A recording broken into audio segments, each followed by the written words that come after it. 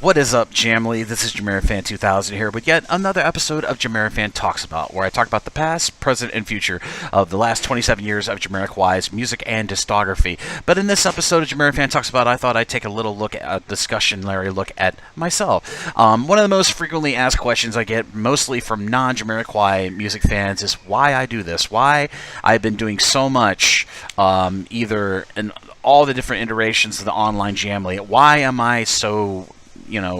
some cynical people say I'm addicted. Some other people say it's a passion. But why I do so much for the band JamiroQuai, I like or I support JamiroQuai, listen to JamiroQuai. Just why am I do what I do in the online Jamily?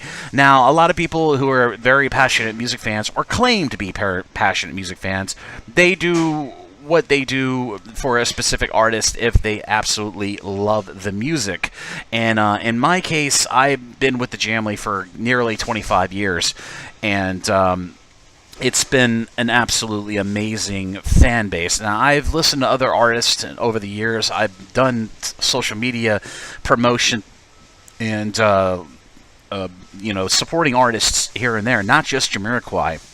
But when music fans start up in a young age, they latch onto what they like, and then the musical tastes change as you get older.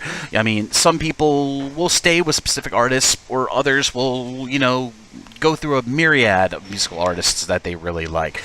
But in the case of me and JamiroQuai, when I first heard them back in late December 1992, it was simpatico. It was going. I really liked and loved what I heard. And as I progressed in listening to JamiroQuai, that led me into meeting other people that liked JamiroQuai. But we got to remember, this is the days of when social media was really in its infancy, sorry, and then slowly as the time went by and every more progressive JamiroQuai albums came out, more fans came in the fold, and I found a community. I found a community of fans that really liked JamiroQuai. It was only recently with Automaton. See, in the past, in my time in the early days of the online Jamily, when it was only a small little ecosystem of websites and post forums, I was always a contributor. That's what I've always been in most of the communities that I've decided to involve myself in my free time. But in the case of the Jamily, I was always like putting japes online and posting news and discussing what was happening with the band. I mean, I really started out in the Jamily in a very news-centric approach to the Jamily. And this is mostly back in Yahoo groups, and then, of course, it went over to the JamiroTalk International Fan Forums.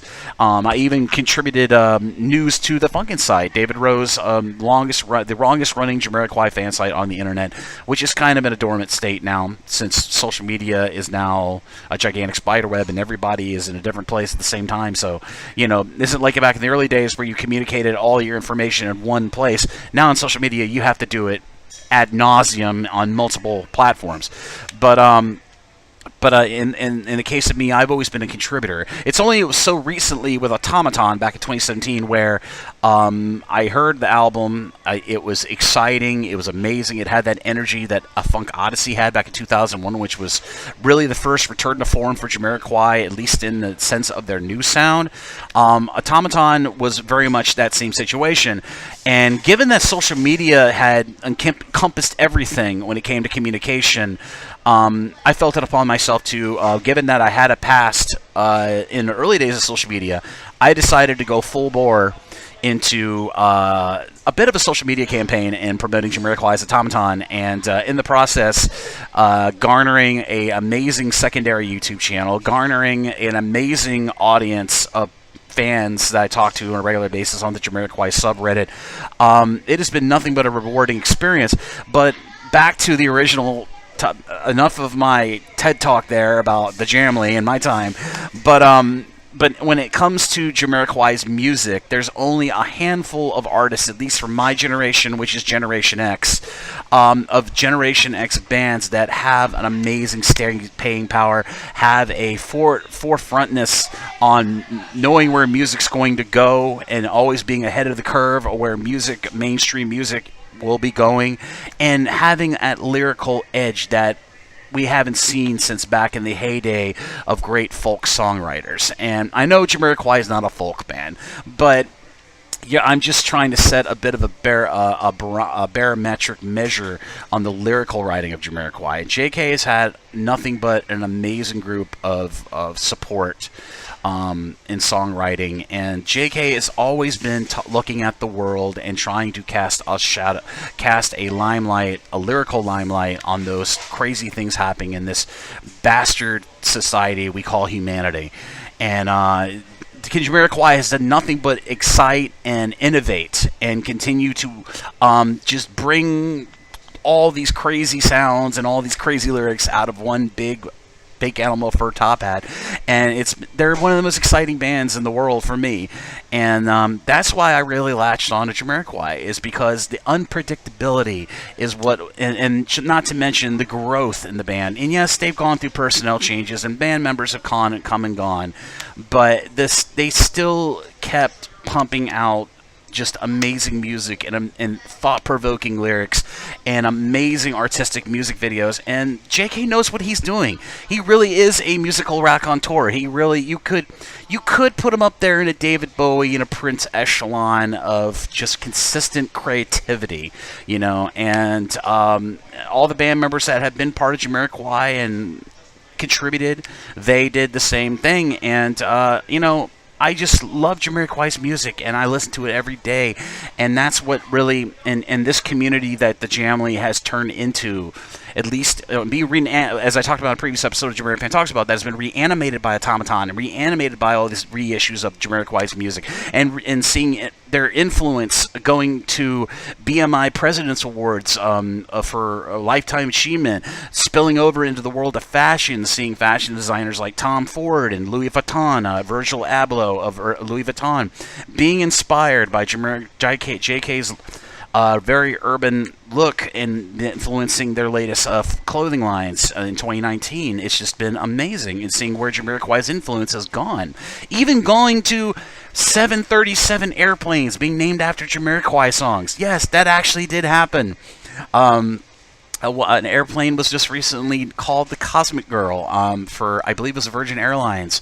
So this JamiroQuai's influence is not just in music anymore. It's spilling into most unexpected places, from fashion to aeronautics. So, but for me, JamiroQuai will be my band, will always be the band that I support. And I do listen to other music, but that's one of the big core benefits of being a JamiroQuai fan, is you are open to everything else that revolves around their sound. JamiroQuai is not just acid jazz. It is not just R&B. It is not just soul. It's not just. It is a melange of a beautiful, beautiful blanket of many musical genres that have been weaved together so seamlessly that JamiroQuai fans can discover other artists that influenced JamiroQuai, and it was, as I said, it was multiple genres that JK and the whole band were influenced by, from all the way to reggae, all the way to dancehall. JamiroQuai has been influenced by many, many music genres, and as a music fan, you always have to be open to discovering new music. And for me, I love discovering new music, and I love to talk about new music. And JamiroQuai themselves, they like listening to different music too. JK was right smartly singing the next generation of great funk bands when he said that Wolfpack was magical. So JamiroQuai isn't just listening to themselves or listening to what they like. They are looking at the future with a very, very optimistic eye, and are very rightly so pointing it out so people can check out these new artists too. And I really love that about JamiroQuai and JK and Toby and all the band members. They're always open to new things, and that's another really drawing attraction to the band of JamiroQuai. And as I said, this major step from me being a lurking contributor online to doing videos and doing a subreddit and doing Instagram and doing Facebook and doing Twitter and doing news videos is a big, big jump for me. But I think in my own opinion, I think I've done an amazing job, and I'm so optimistic to see where JamiroQuai's music goes from here, and look forward to reporting that news when it becomes available, when they go into their 9th album sessions, hopefully starting sometime in late 2019 into 2020. So, yeah, this is pretty much an episode of JamiroFan Talks About, talking about me. I hope you enjoyed this episode and get a little bit of insight on why I've done so much to support JamiroQuai and their music over the last plus 25 years on multiple social media platforms. But I'll hopefully be doing a few more of these JamiroFan Talks Abouts in the future here on the JamiroFan 2000 YouTube channel. I hope you enjoyed this video. Be sure to give it a like and be sure to share it where you can on social media. And I'll see you again really soon with another JamiroFan Talks About, more JamiroQuai Minute news episodes as they become available, and much more videos here on the JamiroFan 2000 YouTube channel. Bye-bye, everybody, and have a great day.